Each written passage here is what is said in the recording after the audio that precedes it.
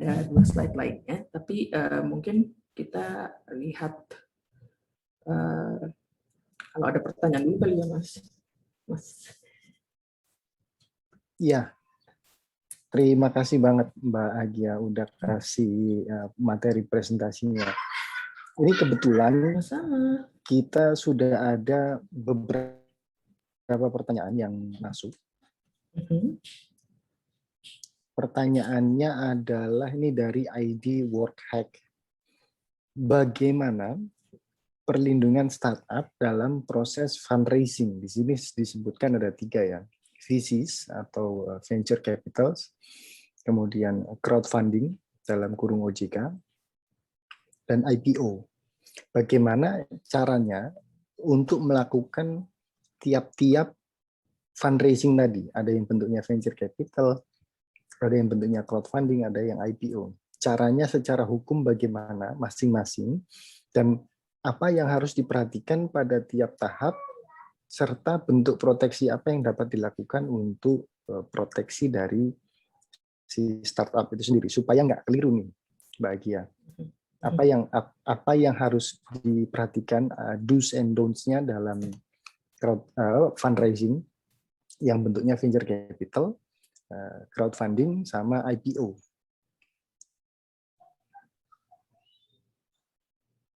Oke, Mas, tadi aku ada ini ya. Sebelumnya aku ada kirimin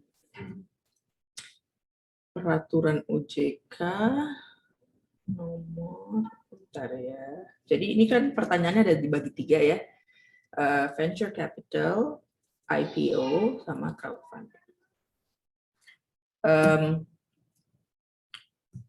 Sebagaimana sebelumnya, mungkin crowdfunding itu dibagi menjadi 4 kalau di OJK ya. Donation based crowdfunding. Donation based crowdfunding itu yang ada di bawah Kemensos. Saya sebutkan di presentasi tadi.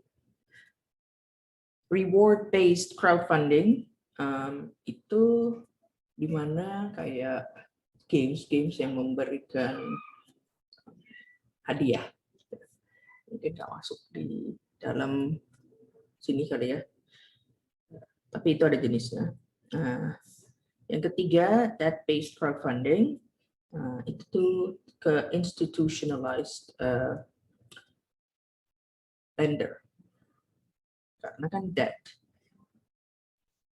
Nanti kalau untuk yang crowdfunding, yang debt based crowdfunding, itu agak sedikit similar dengan venture capital menurut saya. Sedangkan yang equity based crowdfunding lebih mirip dengan IPO. Jadi saya mulai jawabnya dengan perlindungan hukum, karena Mas tadi tanya kan bagaimana perlindungan hukum terhadap venture capital, IPO, dan crowdfunding. Nah, karena crowdfunding dibagi menjadi 4, yaitu donation based, reward based, debt based, dan equity based. Yang donation based crowdfunding sama reward based crowdfunding kita nggak akan bahas. Kita akan bahas debt based crowdfunding sama equity based crowdfunding, di mana debt based crowdfunding lebih mirip untuk yang venture capital, dan yang equity based crowdfunding karena equity modal bisa berupa saham juga lebih mirip dengan IPO. Saya kategorikan 2 jenis crowdfunding. Debt based akan menjadi venture capital, equity based menjadi lebih mirip ke IPO. Nah,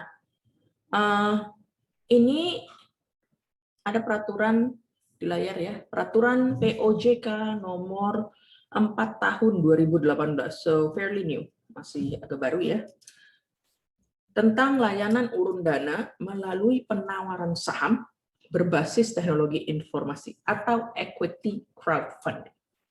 Menurut saya, equity based crowdfunding ini yang paling mirip dengan IPO. Karena ketika IPO, initial public offering, Anda akan mendapatkan saham. Saham itu ya bentuk partisipasi atau bentuk donasi, bukan donasi ya, bentuk partisipasi dalam bentuk modal. Jadi paling mirip dengan equity crowdfunding. Nah, coba kita lihat ke bawah. Kalau ada definisinya. Oke, ini nomor 2. Layanan urun dana, pasal 1 ayat 2. Layanan urun dana melalui penawaran saham berbasis teknologi informasi atau equity crowdfunding yang selanjutnya disebut layanan urun dana adalah, ini elemennya ya, penyelenggaraan layanan penawaran saham.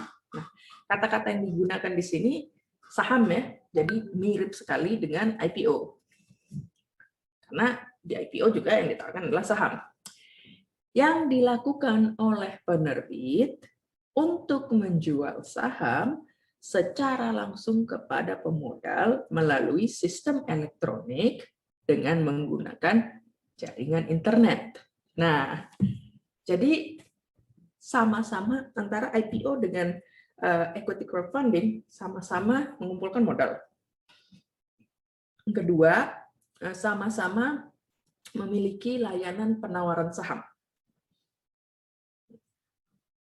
Lantas, apa bedanya antara equity crowdfunding dengan IPO?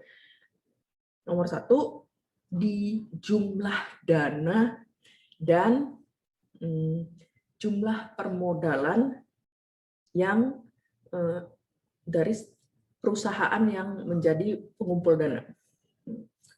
Layanan urun dana ini kan, kalau kita kembali lagi ke definisi startup, bisa untuk perusahaan yang modalnya cukup kecil dan jumlah pool dari saham atau pool dari dana yang dikumpulkan tidak sebesar di IPO.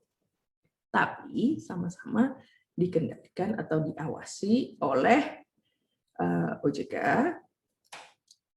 Namun kalau untuk IPO juga ada tambahannya, bisa di trading di BEJ dan ada pengawasan dari BEJ. Oke, coba kita turun ke bawah lagi. Di mana kita, nah, di sini nanti kalau kita lihat mengenai undang-undang berkaitan dengan penawaran umum saham, nanti definisinya beda antara penerbit atau emiten dengan penyelenggara layanan urun dana dan pengguna layanan urun dana. Nah, di ayat 5, pasal 5, ya ayat 5, pasal 1 ayat 5, penyelenggara layanan urunan dana yang selanjutnya disebut penyelenggara adalah Badan Hukum Indonesia yang menyediakan, mengelola, dan mengoperasikan layanan urun dana. 6. Pengguna layanan urun dana selanjutnya disebut sebagai pengguna adalah penerbit dan pemodal yang melakukan pembelian saham penerbit melalui penyelenggara layanan urun dana. 7. Penerbit adalah Badan Hukum Indonesia berbentuk perseroan terbatas yang melakukan penjualan sahamnya melalui penyelenggara layanan urun dana. Sedangkan pemodal ya pihak yang melakukan pemodalannya adalah bisa crowd, bisa enggak crowd. Pemodal adalah pihak yang melakukan pembelian saham penerbit melalui penyelenggara layanan urun dana.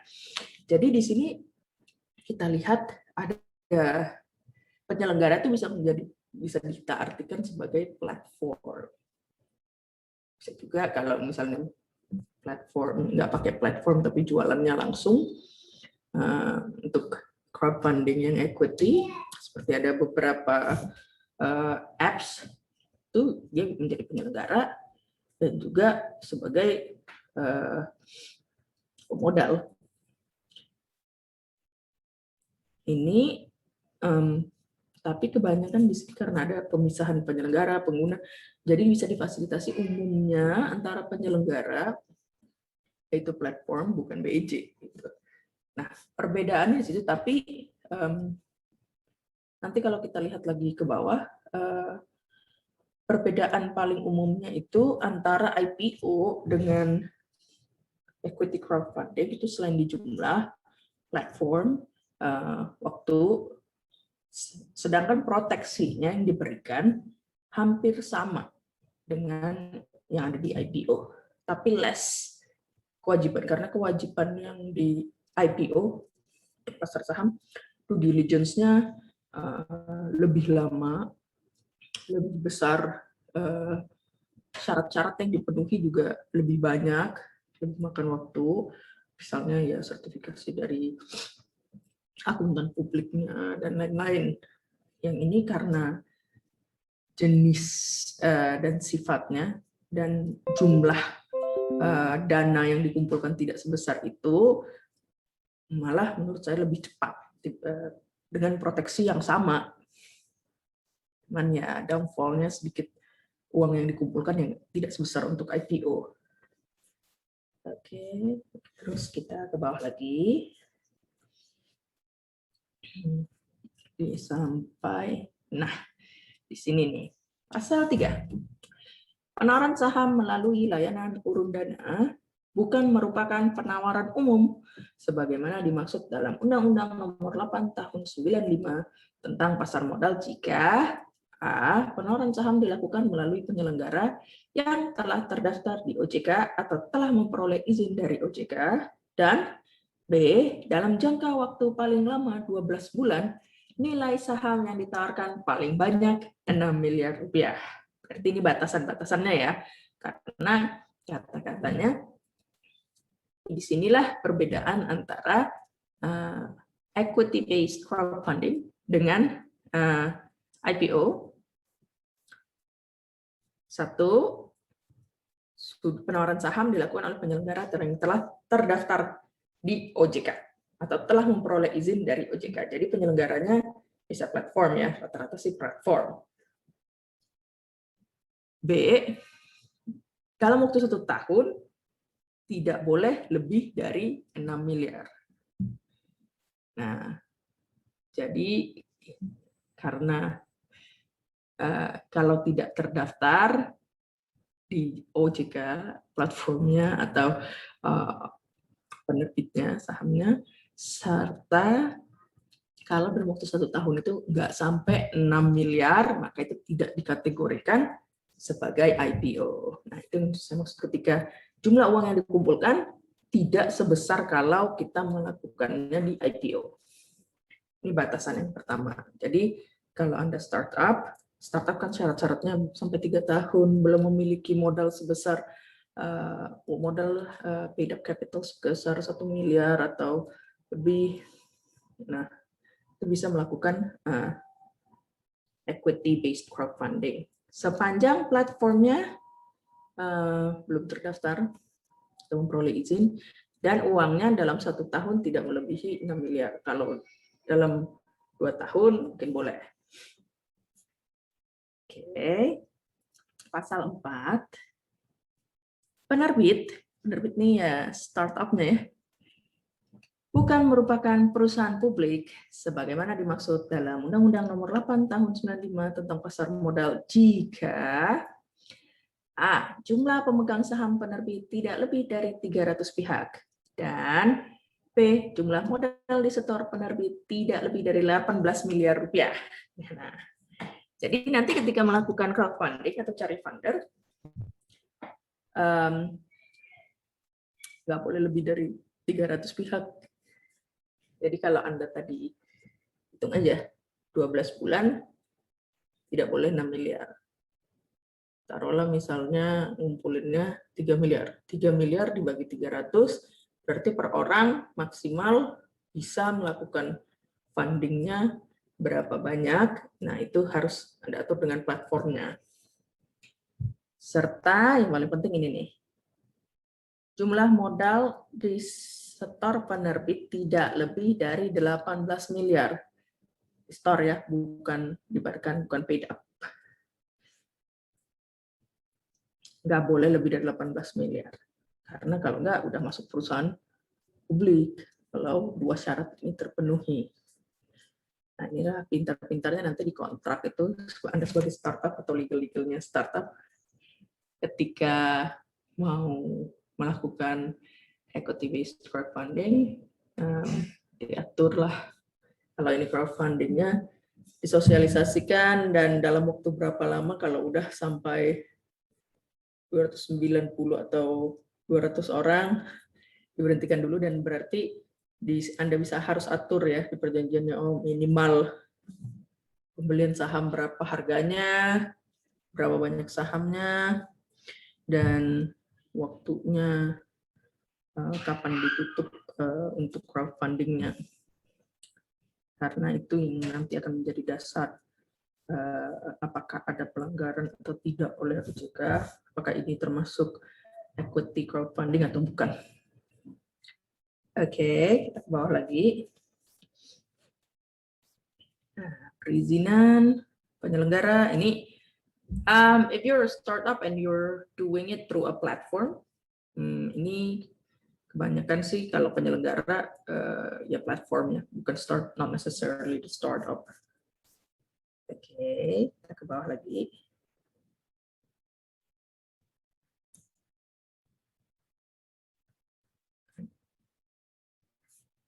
Oke, badan hukum penyelenggara adalah badan hukum Indonesia berbentuk perseroan terbatas atau koperasi. Jadi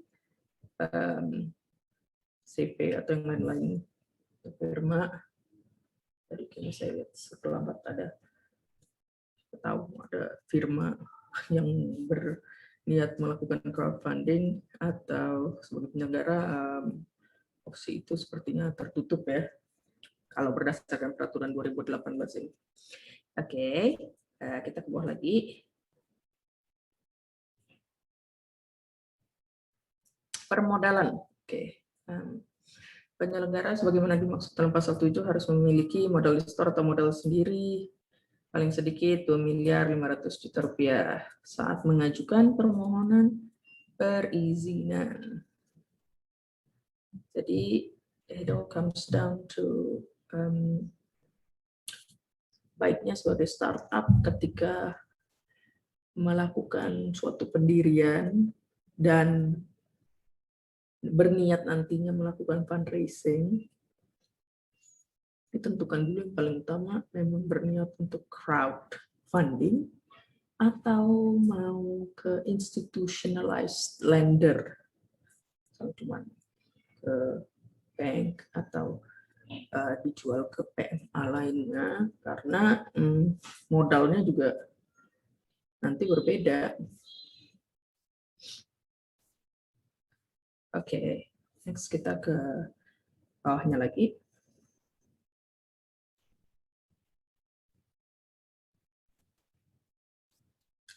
Nah, ini udah ada syarat-syaratnya. Bahkan kalau kita ke OJK-nya udah ada formulirnya juga. Jadi kalau background-nya kita partisipannya banyak kan legal, udah bisa langsung di-download, diisi aja. Oke, kita ke bawah lagi.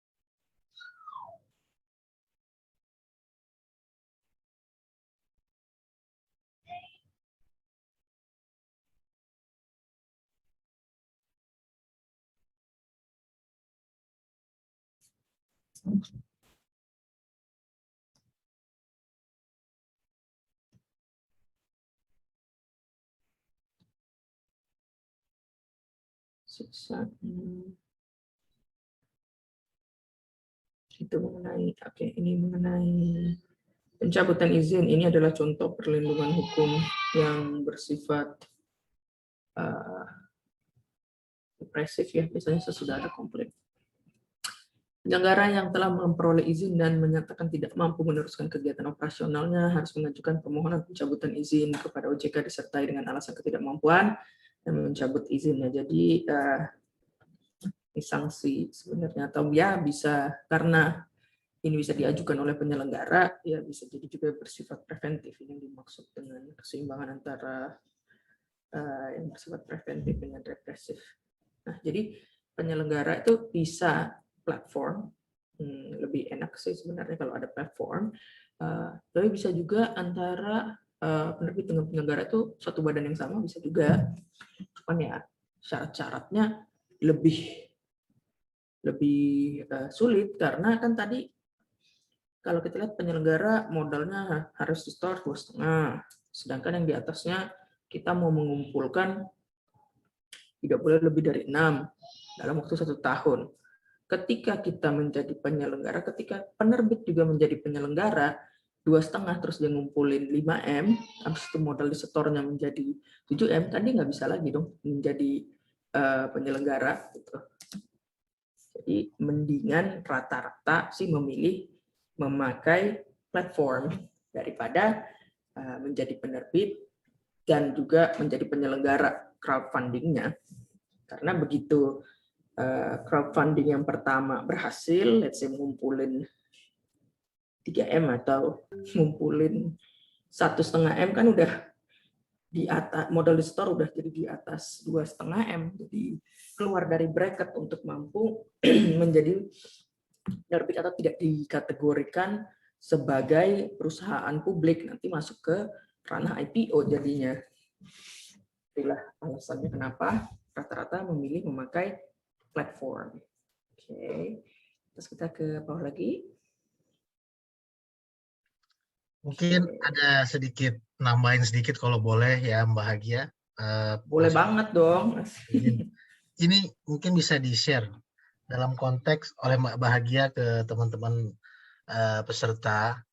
Sering ada kejadian case yang kita ketahui dalam dunia startup adalah kehadiran fundraising itu justru kehadiran investor dalam bentuk apapun seringkali terjadi menghapus atau memperkecil power mereka di dalam pengambilan keputusan ataupun manajemen di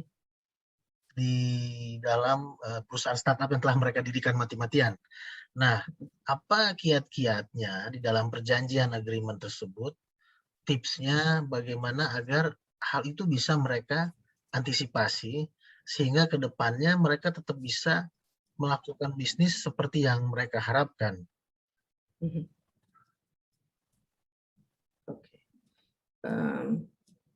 Ini aku coba jawab dulu ya, yang dari Mas Reza. Ini kan untuk, kalau yang ini contohnya kan untuk yang equity crowdfunding. Tadi di atas kita lihat tipenya yang bisa melakukan ini PT dengan koperasi. Nah, sedangkan ini bentuknya penyertaan saham. Nah, kalau memang mau karena 300 orang tadi maksimal dengan nilai maksimum 6 miliar, sedangkan modal disetor 2,5M, nah ini harus bisa matematikanya kalau bikin anggaran dasar. Mau dibagi seberapa banyak sahamnya? Yang kedua, apakah setiap saham memiliki hak voting? Nah, itu tinggal diatur di anggaran dasarnya, atau ketika mau menyatakan equity crowdfunding ini bidangnya apa? Karena ada bidang-bidang yang let's say memiliki informasi rahasia dagang, termasuk barang atau termasuk jasa. Bisa ada banyak hal dalam perjanjian yang melakukan hal itu, tapi yang umumnya terjadi kalau di IPO kan saham portfolio tanpa hak voting. Kalau yang di crowdfunding kebanyakan memang hak pilih itu agak votingnya sangat jarang, dan kalaupun mau dibuat sirkuler 300 orang. Nah, itu ya dibikin aja di perjanjian, karena rata-rata kalau crowdfunding sepanjang ada di disclaimer, sepanjang di tanda tangan, apalagi kalau jumlahnya tidak terlalu besar ya, kalau saya lihat dari pengalaman teman-teman yang sekarang kan lagi happening nih untuk equity crowdfunding, millennials, yang penting gue invest aja dulu, karena jumlahnya rata-rata nggak nyampe sejuta untuk satu saham ya, kalaupun ini, dan mereka nggak mau untuk jangka pendek kalau untuk equity based, rata-rata kalau nggak ya main di coin atau di crypto. They don't really care about whether you have a voting or not. Nah, kalau kita sebagai legal sih baiknya diatur memang tidak memiliki voting, atau votingnya hanya terbatas di dalam hal tertentu, dan ketika akan melakukan equity crowdfunding ini di dalam kontraknya sudah disebutkan, dan biasanya selalu ada disclaimer mau pakai nanti ketika transfernya dengan penyelenggara setuju atau tidak, atau sekarang ya ada tangan elektronik, masukin kode atau OTP, itu kan udah masuk dalam suatu bentuk persetujuan juga. Itu sih Mas, kalau menurut aku. Terima kasih Bahagia nih. Saya kalau boleh nih ya, Mas Iwan sama Bahagia nih, ini ada pertanyaan berikutnya nih yang saya kalau boleh ingin sedikit mengomentari. Nanti tentunya monggo Bahagia sama Mas Iwan bisa komentarin. Ini kalau saya boleh mohon izin. Ada pertanyaan dari Mas Agam Anantama Said. Apakah memungkinkan ada kerjasama perusahaan startup dengan law firm di masa depan? Mudah-mudahan interpretasi saya benar ya Mas Agam. Mungkin Mas Iwan Bahagia punya interpretasi yang lain. Saya melihat kalau dari kacamata saya, perusahaan startup bekerja sama dengan law firm di masa depan, mungkin dalam konteks bangkitnya legal technology. Saya nggak tahu, mungkin banyak teman-teman, rekan-rekan peserta yang sudah familiar dengan legal technology. Ini adalah solusi-solusi yang dibuat oleh banyak startup yang sudah bertumbuhan luar biasa di luar sana, yaitu untuk memudahkan, untuk memfasilitasi pekerjaan lawyer, baik in-house maupun law firm, secara digital. Nah, apakah itu untuk litigation management cases, ataukah dokumen, untuk developing contract, dan menggunakan artificial intelligence, jadi machine learning, untuk bisa mereview agreement, mereview kasus litigasi, kemudian menggabungkan dokumen-dokumen satu sama lain dalam suatu bundle. Nah, fenomenanya adalah startup yang membuat ini, Mas Agam, yang membuat legal technology ini, belum tentu semuanya adalah orang-orang lawyer. Mereka mungkin bekerja sama dengan lawyer, ataupun law firm, tapi pada akhirnya mereka harus menjual barangnya kepada lawyer. Nah, yang terjadi fenomenanya mereka kadang-kala bekerja sama dengan law firm besar, ataupun law firm besar menjadi investornya mereka. Dan juga banyak terjadi lawyer-lawyer muda yang masih associate, not even senior yet, keluar dari law firm di US dan di Eropa sana, mendirikan startup legal technology. Dan hebatnya lagi, di US misalnya sudah ada mata kuliah legal technology di law school. Bahkan di Singapura Management University, faculty law itu sudah biasa, tapi ada lagi faculty baru, computing and law. Jadi mereka yang lulus ke sana akan sanggup melakukan coding, membuat suatu legal technology. Nah, di Indonesia challenge-nya adalah awareness, memindahkan fungsi-fungsi pekerjaan lawyer ini ke dalam teknologi. Sebetulnya bukan hal yang aneh ketika para accountants juga sudah banyak memindahkan fungsi pekerjaannya dari zaman Excel sheet sampai sekarang muncul AI dengan segala macam kecanggihannya. Nah, itu kalau yang saya lihat ke depannya, bahkan bukan hanya masa depan, sudah masa kini, legal technology solution. So the world is changing. Kira-kira itu dari saya. Mungkin dari Mbak Hagia bisa mau menambahkan, atau Mas Iwan, monggo silakan. Terima kasih. Ya, terima kasih banget nih Bang Reza, insight-nya keren banget. Futuristik ya, mungkin malah nggak dibilang futuristik, ini udah near future ya, hal-hal yang seperti itu. Jadi memang benar sekali. Jadi kalau pertanyaannya mungkinkah ada bentuk kerjasama perusahaan startup dengan law firm di masa depan, ya memang tergantung apa yang akan dikerjasamakan. Dalam hal yang tadi disampaikan oleh Bang Reza, ya itu sangat mungkin sekali gitu. Karena memang teknologi ini dibuat untuk membantu pekerjaan-pekerjaan kita sebagai manusia. Cuman memang ada beberapa hal yang secara apa ya, bisa dibilang secara analisa ya, Bang Reza ya, Mbak Agia, itu memang tetap ada di orangnya gitu. Sama tadi kayak misalnya dicontohkan dulu accounting, hitungnya pakai kalkulator, terus kemudian ada Microsoft Excel, terus kemudian macam-macam ya, pakai database. Itu semuanya mempermudah sebetulnya, tapi accountant-nya itu masih tetap manusia. Jadi supaya cepat dapat hasil yang akurat, kita gunakan teknologi. Seperti itu sih. Mbak Agia, ada yang mau ditambahkan terkait pertanyaan dari Pak Agam? Pertanyaannya, kerjasama perusahaan startup dengan law firm di masa depan. Kalau sekarang aja udah banyak kan ya, nggak usah di masa depan juga, antara startup dengan law firm. Saya ini sebenarnya orangnya agak baby boomer, saya nggak milenial.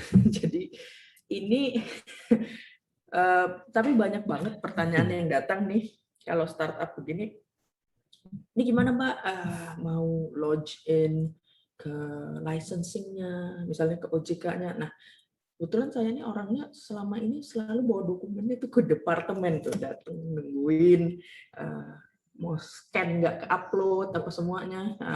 Itu gap antara ini kan unprecedented time nih yang seperti ini, gap antara departemen-departemen atau policy maker-nya dengan sistem baru ini merupakan opportunity yang sangat besar buat semua praktisi hukum. Kayak sekarang banyak banget kan nanyain, saya ya itu tadi seperti saya bilang, gimana Mbak, saya mau fundraising atau mau funding, tapi saya maunya dengan Bitcoin atau crypto, saya mau issue itu gitu. Nah, itu lodging and izinnya gimana, jenisnya apa, itu kan merupakan suatu venture yang baru buat lawyers yang ada sekarang ini, opportunity baru. Dan seperti bagaimana tadi kita lihat di presentasi itu, untuk startup atau fundraising yang biasa aja, peraturan hukumnya masih tahun 80-an sama 1961. Gimana mau memfasilitasi jenis-jenis currency baru, jenis-jenis kode-kode baru yang dianggap masuk ke dalam, lantas mendefinisikannya ke dalam jenis itikat baik, jenis kontrak ataupun penawaran, sama penghitungan matematis atau kuantitatif terhadap suatu hak dan kewajiban. Nah, itu menurut saya merupakan opportunity untuk all the young lawyers. Itu saya juga masih butuh bantuan sih, karena saya masih sedikit old school, tapi pertanyaan-pertanyaan seperti itu banyak, dan kita sekarang ini berada di suatu era, time atau zaman yang membutuhkan inovasi baru, dan belum ada peraturan-peraturan hukumnya secara mendetail. So I think untuk Pak Agam not necessarily di masa depan, sekarang juga udah bisa, dan the participants or us, we can be the people who take that opportunity dan start shaping the future of legal certainty untuk startup maupun proses fundraising ini. Luar biasa, bahagia. Nah, Mas Iwan nih, ada pertanyaan lagi nih dari Mas Wahyu Darmawan nih. Iya, betul sekali. Pertanyaan dari Pak Wahyu Darmawan. selain perjanjian atau kontrak, adakah batasan hukum lain yang mengatur antara pihak startup dengan investornya? Gimana Mbak Agia? Selain perjanjian atau kontrak, apakah ada? Adakah batasan hukum lain yang mengatur antara pihak startup dengan investornya?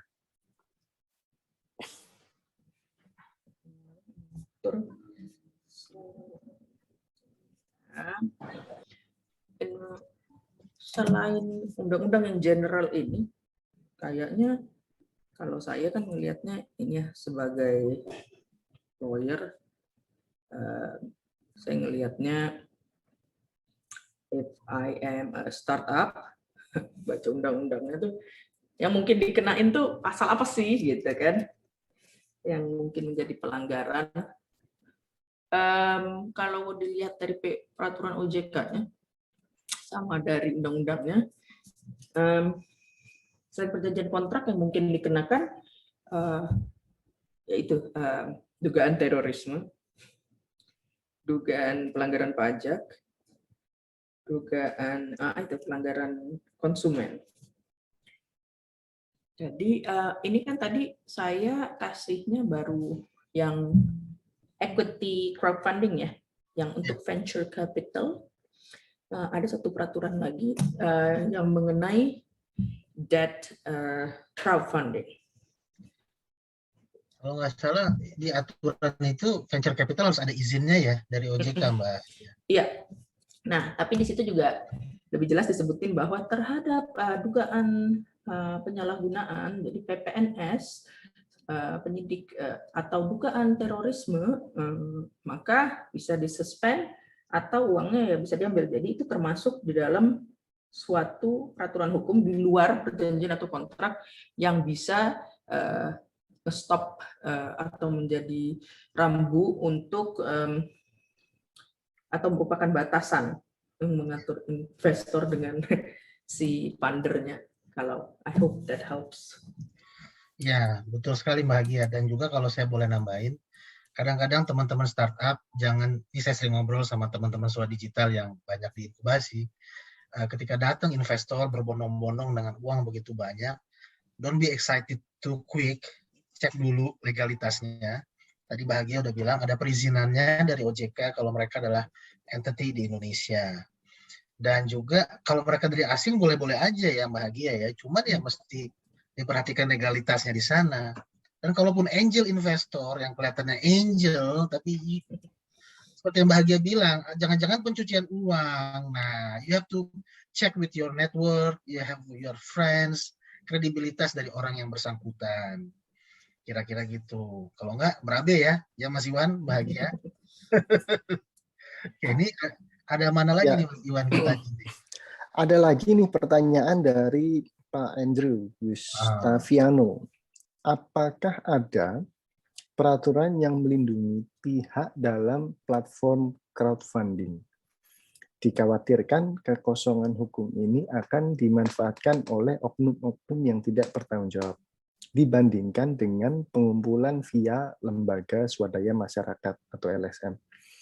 Untuk memverifikasi media online lebih susah, maka perlunya perlindungan terhadap pihak dalam crowdfunding. Dalam kasus ini terkhususkan dalam donation-based crowdfunding harus digalakkan.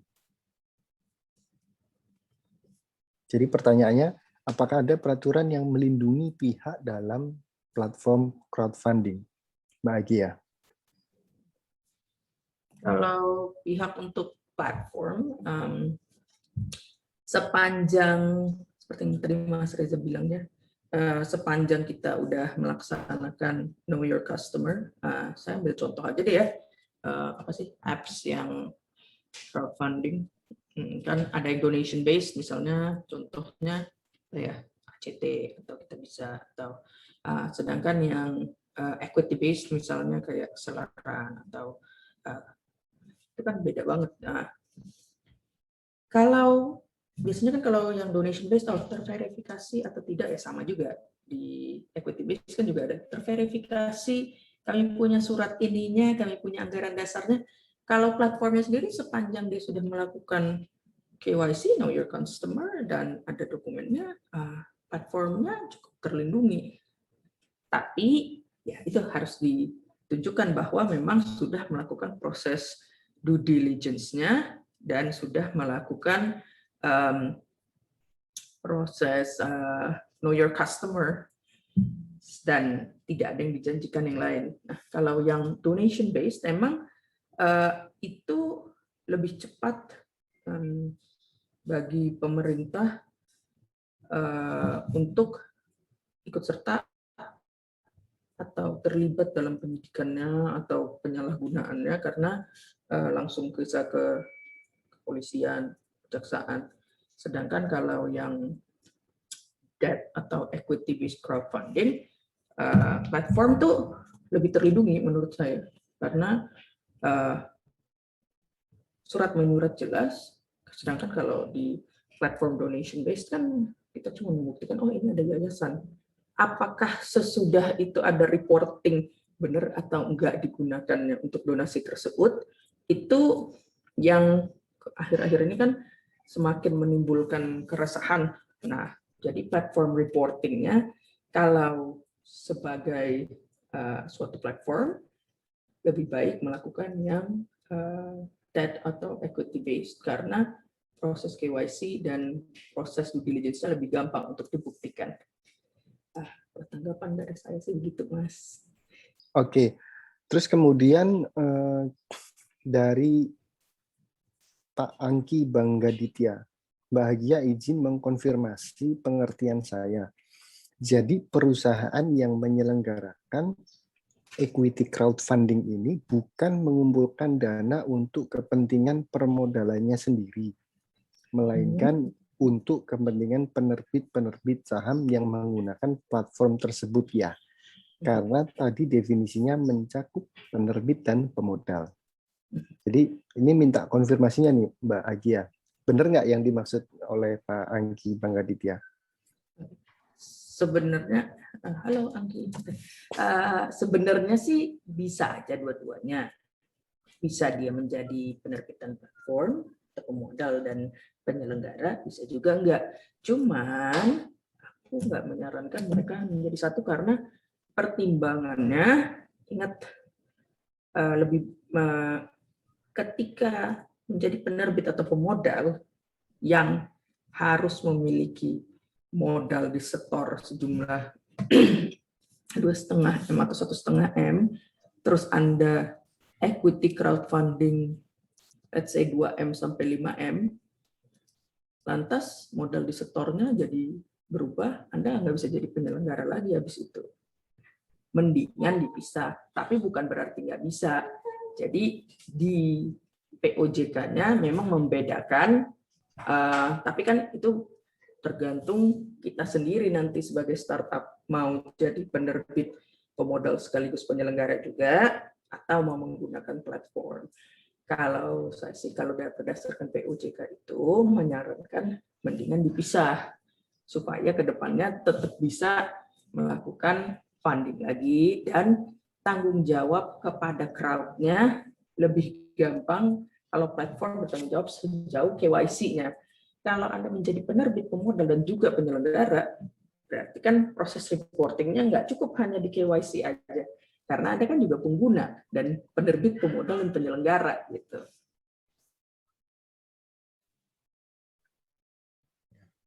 Oke, terus ini pertanyaan selanjutnya nih masih dari orang yang sama.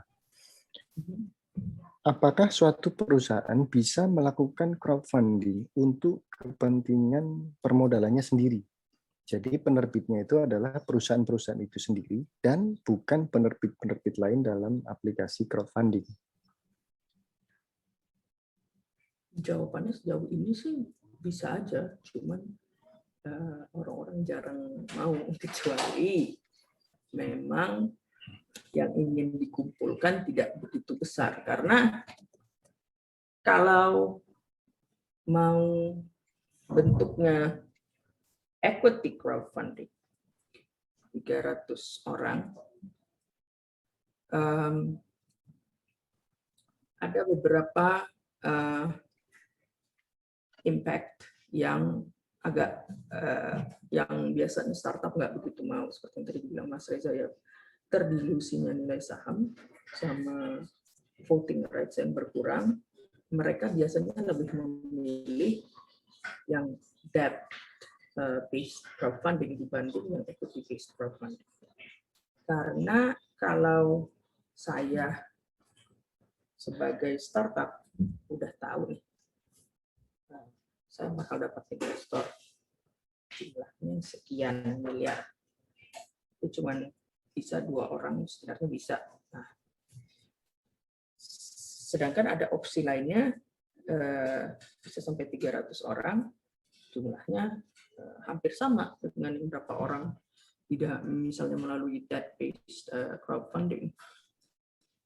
Biasanya saya kalau sebagai startup mendingan memilih yang debt-based karena tanggung jawab ke 300 orang crowd dibanding 5 sampai 10 atau 15 orang kan lebih sedikit terhadap less people. Begitu sudah crowdfunding, apalagi crowdnya sampai 300 atau di atas 100, obligation atau kewajiban yang timbul sama reportingnya tuh lebih susah. Apalagi terhadap kemungkinan consumer complaints, harga saham yang bisa fluktuatif sesudahnya. Tapi bukan nggak mungkin, bisa aja. Tapi ini masuk ke dalam pertimbangan bisnis Anda sebagai startup dan legal protection terhadap startupnya sendiri, karena sesudah itu kan ya itu ya mengenai voting, hak pemegang saham dan lain-lain harus disesuaikan, dan juga modal store. Oke, ada pertanyaan terakhir nih kayaknya Mbak Agia dari si autor Normalita. Selamat sore, terima kasih atas ilmu dan kesempatan yang telah diberikan. Izin bertanya kepada Bapak Reza, Pak Setiawan, dan Ibu Ge. Sejauh pengalaman Bapak dan Ibu sekalian sebagai praktisi, dalam hal kepastian hukum adanya kedudukan yang seimbang pada tahap fundraising, terkait hal tersebut, indikator apa yang menunjukkan adanya kedudukan seimbang hingga exit? Terima kasih. Silakan Mbak Agia. Mohon izin dulu sebentar mungkin Bahagia. Nanti Bahagia saya mohon untuk memberikan pencerahannya. Ini kalau saya boleh sharing ya Bahagia sama Mas Anton sama terhadap penanya ini Mbak Norma kali mungkin namanya. Autor Normalita bukan Norma namanya, sorry. Jadi kan ketika ada investor masuk itu ada venture agreement ya, either to venture capital agreement, whatever, investor agreement, itu hanya masalah nama. Dari agreement itu yang mesti diperhatikan adalah dari practical business-nya, komersialnya adalah business terms-nya, ya, business terms-nya.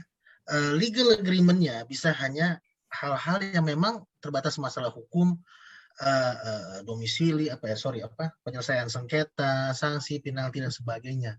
Tetapi ketika bicara di business terms, please make sure you guys spend a lot of time to debate, discuss, and negotiate with the investor. Nah, di situ indikasinya, kalau saya ngelihat dari kacamata sisi yang berbeda, kalau mereka bisa kelihatan indikasi menunjukkan akan tidak seimbang terhadap startup. Nah, ketika mereka hanya fokus, contohnya, kapan mereka bisa secepatnya exit. Nah, cepat banget mau keluar, ya kan? Cepat banget mau keluar. Atau mereka malah terlalu lama ada di sana. Nah, ini kelihatannya ada sesuatu yang harus siap diantisipasi. Dan kemudian dalam business terms itu bagaimana mereka ingin mereka punya peran power dalam business plan. Oke lah, kalau dalam legal terms di agreement-nya mereka bilang mereka masuk dalam Bahagia, quorum keputusan dalam perusahaan. Tapi dalam bisnis terms ini yang ada anggaran dasar nantinya. Mereka terlibat dalam business planning, penentuan target, budgeting. Nah, itu mereka memasukkan orang siapa aja, perannya di mana aja, punya power di mana aja, kepemilikan dari hak kekayaan intelektualnya kalau mereka mulai menyinggung, karena pada dasarnya harusnya itu terletak pada founder terus-menerus hasil-hasil inovasi tersebut. Nah, ini kelihatan bahwa mereka ingin punya indikasi tidak ada kedudukan yang seimbang terhadap si startup tersebut. Nah, ini mesti hati-hati. Bukan berarti kita harus usir mereka, tapi please more spend time to negotiate, ya kan? Nah, di sini ada pertimbangan bisnis. Mana mau duluan nih? Apakah demi investasi duit yang masuk? Oke lah, saya siap-siap 3 tahun lagi udah hilang dari perusahaan ini, tapi saya pindah bikin startup lain. That's your choice. Tapi kalau misalnya enggak nih, I want to be same power all the time, tapi mungkin investasinya akan kabur. Nah, itu your choice. Silakan saya kembalikan pada host dan pengajar. Terima kasih. Ya, Mbak Hagia, silakan bisa dijawab pertanyaan dari autor Normalita. Hai Mbak Normalita, bagaimana mencegah ketimpangan antara sampai exitnya apa dulu nih? Keluar. Kalau mencegah ya tadi kata-katanya apa sih? Indikator apa yang menunjukkan adanya kedudukan yang seimbang antara si funder dengan si startup. Biasanya itu kalau indikatornya sih di dalam kontraknya atau akankah ada perubahan anggaran dasar atau tidak, arah tujuannya sama votingnya berubah atau tidak, sama ya itu penentuan bisnisnya. Karena in the end kan day to day business nanti berpengaruh dari nahkodanya ya. Nahkodanya kan nanti direktur, terus pengawasan misalnya komisaris sama kegiatannya apa, biasanya sih agak-agak mirip merger and acquisition ya. Namanya kita ikut di dalam suatu saham dan penentuan bisnisnya biasanya ada klausula-klausula berkaitan misalnya tidak akan ada penggantian pihak manajemen atau eksekutif dalam waktu berapa tahun gitu ya.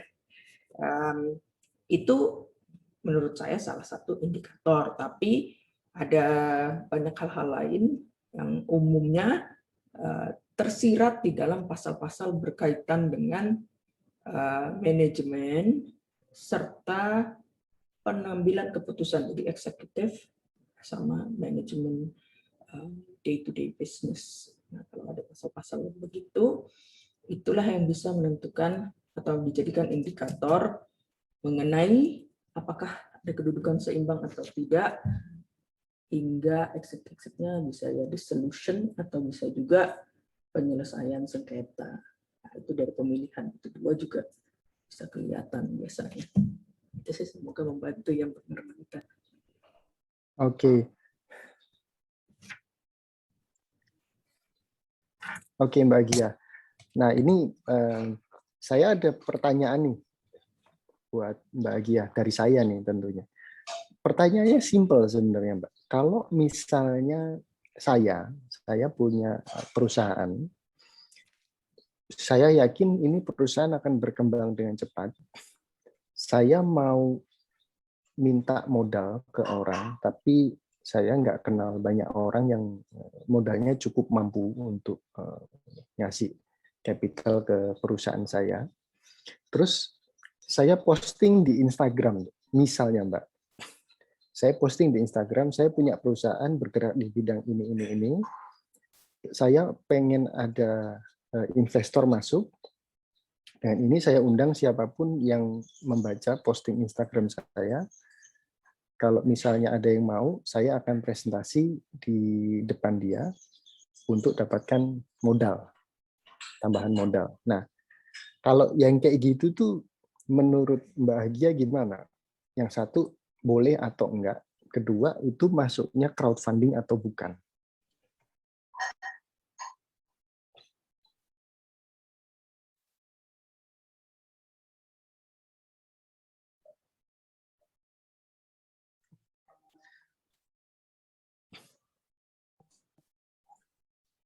Bahagia masih di mute kayaknya, Mbak. Halo? Mbak Hagia masih di mute ya?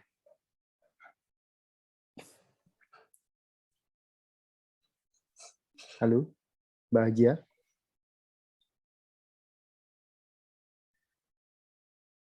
Mungkin diulang sedikit pertanyaannya, Wan. Iya. Jadi kalau misalnya saya punya perusahaan, saya kepengen ada modal tambahan karena saya yakin ini akan jadi gede. Terus kemudian saya taruh itu di Instagram saya taruh di story, saya taruh di posting di Facebook. Pokoknya saya punya medsos semua saya taruh di situ. Saya kasih info bahwasanya saya butuh modal. Nah, buat siapa aja yang kepengen tahu lebih detail, nanti saya akan presentasi di depan calon investornya, calon pemodalnya. Pertanyaannya ada dua nih, Mbak Agia. Yang pertama, apakah itu boleh dilakukan? Yang kedua, apakah itu termasuk crowdfunding? Ini mungkin ada gangguan connection ya di tempatnya Bahagia ya. Soalnya tadi saya lihat dia berusaha memindahkan ke headset, tapi dia kayaknya nggak bisa dengar atau nggak bisa berbicara. Kalau masalah mungkin saya bisa bantuan ya. Tapi kalau masalah crowdfundingnya mungkin lebih tepat Bahagia yang jawab. Tapi kalau masalah melalui dia melakukannya lewat Instagram, meminta orang, memintanya sih harusnya nggak salah ya. Tetapi yang jadi concern saya kalau dari segi legal adalah dokumentasinya ya. Ketika itu menjadi satu proses, pada akhirnya kan dia harus lempar juga, dia bawa juga ke dalam proses yang konvensional. Nah, kira-kira sih begitu. Ini Bahagia kayaknya udah muncul lagi nih Bahagia. Halo, maaf. Tadi habis Ya. baterainya nih. Silakan, nggak apa-apa. Tadi keputus ya, Mbak. Iya, maaf ya.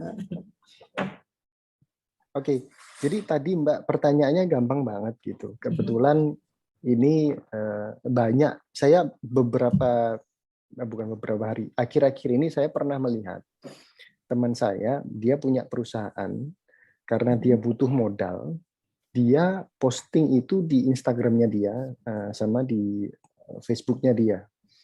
Saya perlu modal, saya punya perusahaan, scope bisnisnya ini, saya perlu modal sekian, nanti siapa yang tertarik mengenai investasi ini, saya akan presentasi langsung ke depan si calon pemodalnya itu. Tapi dia menggunakan medsos, Instagram atau Facebook itu sebagai media untuk dalam tanda kutip woro-woro. Saya perlu duit nih gitu. Jadi dia pikir itu media yang paling komunikatif, dia taruh itu di situ. Nah, pertanyaannya kaitannya dengan crowdfunding tadi. Apakah yang seperti itu termasuk crowdfunding dan apakah itu boleh dilakukan? Oke. Sebenarnya kalau yang ini ya, waktu itu juga ada pertanyaan yang sama kan, kalau jualan di medsos, Facebook, Instagram, bukan di platform kayak Tokopedia atau kayak platform Lazada, Bibli, itu boleh apa enggak? Jadi ada beberapa apps yang di Indonesia kan bilang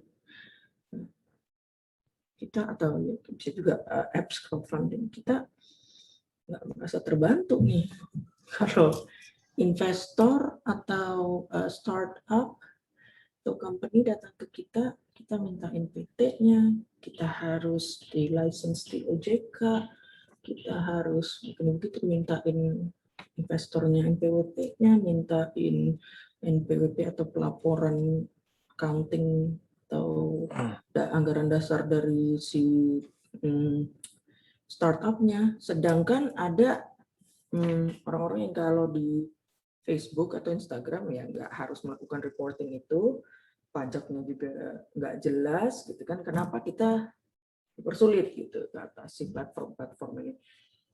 Boleh apa enggak? Sebenarnya sih ya boleh-boleh aja, tapi ya nggak ada perlindungan hukumnya.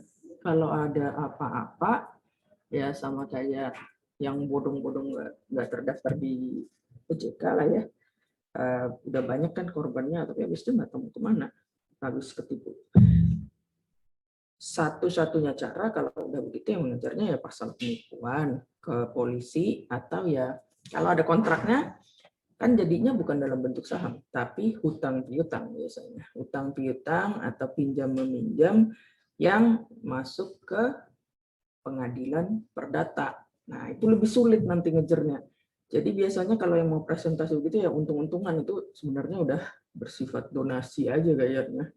Karena mau narik lagi mau gimana? Biasanya kan yang kayak gitu yang aduh saya mau modal jualan makanan atau saya mau modal untuk bersawah yang ya mintanya 5-10 juta. Kalau udah sampai miliaran kayaknya ada threshold-nya di mana akhirnya itu dianggap melanggar kepentingan umum. Kalau yang kecil-kecil gitu sebenarnya nggak boleh, cuman kalau bersifat represif juga dari pihak kepolisian atau yang diadukan kan takutnya juga tidak membantu ekonomi. Jadi tapi sebenarnya nggak boleh. Tapi ya tunggu sampai ada pengaduan atau pelanggaran baru akan ditindak. Saya sarankan sih kalau memang ingin berinvestasi baiknya jangan di sistem seperti itu ya. Kalau enggak ya kan memang masih ada juga opsi bagi hasil atau mudharabah yang syariah seperti itu juga ada, karena kalau yang sudah di sosmed seperti itu ya anggap aja lah itu crowdfunding yang sifatnya donasi, nggak usah ngarepin investasi balik gitu rata-rata. Oke, oke. Menurut saya sih cukup clear ya jawabannya. Jadi untuk teman-teman yang mungkin pernah ada pengalaman yang sama seperti itu ya bisa diambil advice dari Mbak Agia tentunya. Nah, ini nggak kerasa ternyata kita udah jam 3 lewat, Bang Reza. Jadi saya pikir ini sudah masuk ke penghujung acara. Seperti biasa kita biasanya mau ada sesi foto bersama buat yang berkenan untuk menyalakan video cam-nya. Ya, baik Mas Iwan. Teman-teman sekalian, saya senang sekali dengan interaksi kita hari ini. Jadikanlah learning itu passion kita.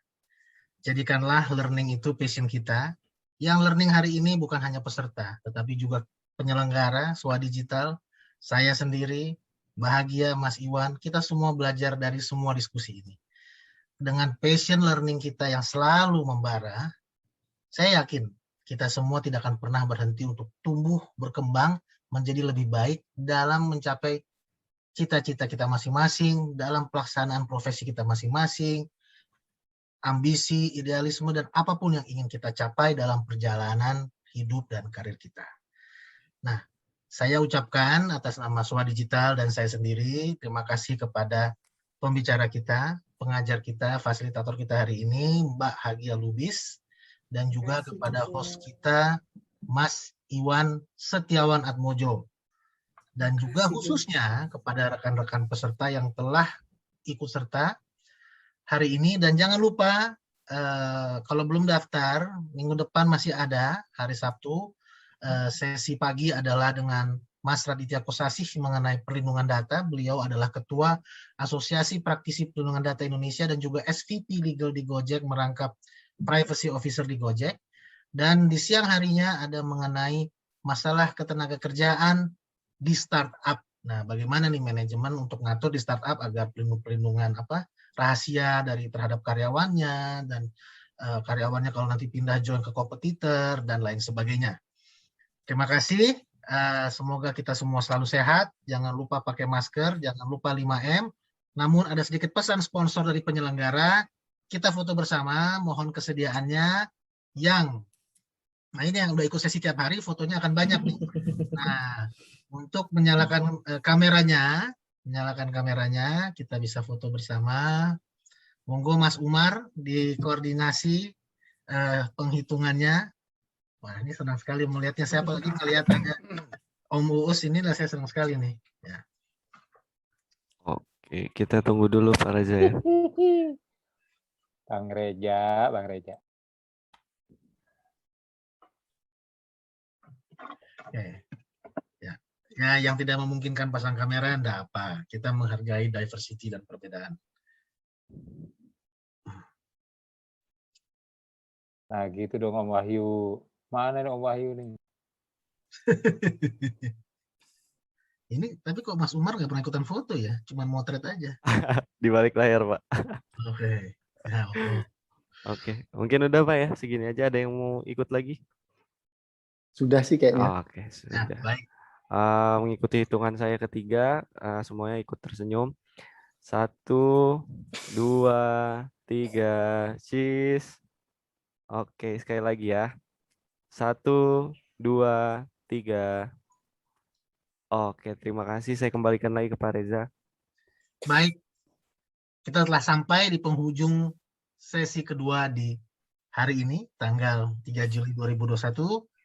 Selamat beraktivitas kembali. Terima kasih semuanya. Sehat selalu. Jaga 5M.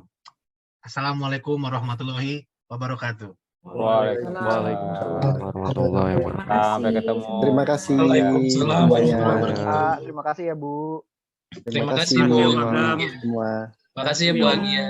Mas Lebda juga peserta terus sampai akhir nih. Luar biasa, terima kasih. Mas Ucus Mas tersebut. Agam juga. Andre terpesona Andre. Ya.